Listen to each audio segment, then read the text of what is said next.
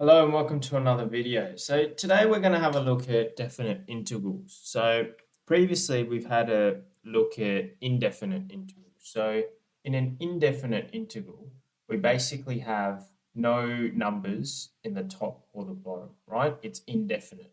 And whatever your function is, you always have a plus c added to the end. However, when it comes to definite integrals, you'll generally have something that's defined. So we're going to be integrating a function between the limits a and b.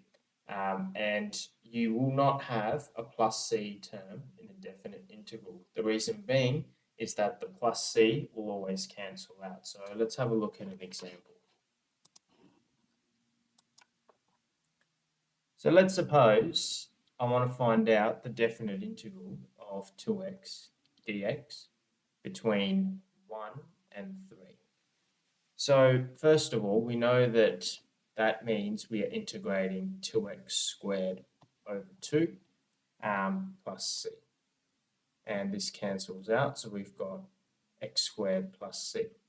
Now, the reason why this c will cancel out is because when we eventually substitute the upper and lower bounds, the c's cancels out as we subtract. So really, we've just got x squared between 3 and 1. So that gives us 3 squared minus 1 squared. Right? We substitute the 3 into the x, and then we minus 1 into the x. That's how you calculate definite integrals. So that gives us 9 take 1 over 8. So that equals 8. Let's have a look at another example. Let's say we want to integrate the function x squared plus x plus 1 with respect to x between 3 and minus 3. So first of all, that means we are integrating x cubed over 3 plus x squared over 2 plus x, and that is between the bounds of 3 and negative 3. Now, you can substitute all that, 3 cubed over 3 plus 3 squared over 2 plus 3, minus, you'll get negative 3 cubed over 3 plus negative 3 squared over 2 plus negative 3.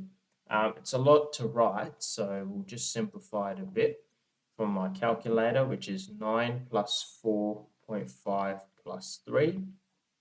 When you plug in the positive 3, minus 9 plus 4.5 minus 3,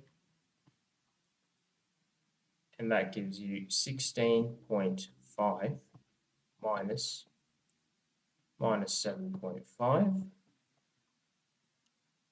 and that is 24. Right, so that is how you get the answer for that definite integral. Let's have a look at one final example.